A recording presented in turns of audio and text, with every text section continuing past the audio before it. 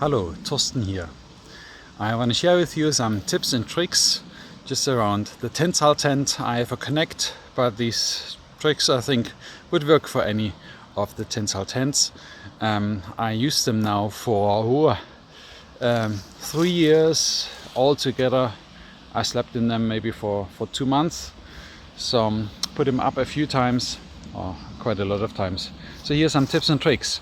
Ever wondered what trees, if you go back to the same place, what trees and what height did I put the tent up? Here my tip. I put a string around the tree where it worked best the last time. So when I come to a new place, or not a new place, to a place that I've been before, I know exactly what tree I used. And over there another one in the back. No, doesn't want to zoom. So I don't need to fiddle around, and it's very quick to set up in a nice location over a small stream.